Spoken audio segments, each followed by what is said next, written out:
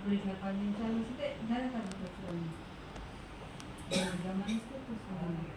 కళ్ళు మూసేదాన్ని మూస్తే మనం ఒక్క పైసా ఖర్చు చేస్తాము. శ్వాసనే గమనించాలి. ఇంత శక్తివంతమైనది మనం వచ్చినప్పుడు వచ్చిన శ్వాస మనం పోయే వరకు ఉంటుంది. శ్వాస దాన్ని గమనిస్తే కూర్చోండి.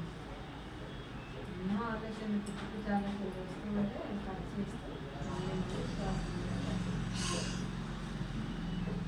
ఇంకా 3 నిమిషాలు మనోరమంలో ఎవరు కళ్ళు తినవద్దు చెప్పుతుంది.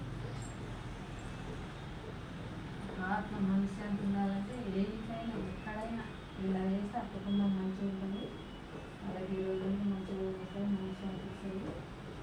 అందరం ఇలా చేస్తే ఎంతో శక్తి ఉంటుంది. ఇంట్లో ఇంటి వల్ల అవుతుంది. ఈరోజు పాజిటివ్ ఎనర్జీ వస్తుంది. రోజు ధ్యానం చేసిన ఆయన మనశ్శాంతి ఉండాలంటే మనం ఈరోజు మనస్ఫూర్తి ఎక్కడున్నా మనశ్శాంతి ఉండాలని కోరుకుంటూ మనం సంకల్పం పెట్టుకున్నాం. శ్వాసం ఎన్నో జబ్బులు కొట్టుకున్నారో నాకు తెలుసుకున్నాం. ముక్కులో శ్వాస ముక్కుకు మధ్య గమనిస్తూ కూర్చున్నాం.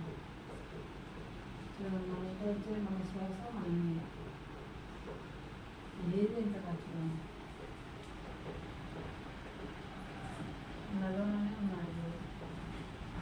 ఆ గురువుని పట్టుకుంటే ఎన్నో వైభోగాలు వస్తుంది. ఇంకొక 2 నిమిషాలు మనలో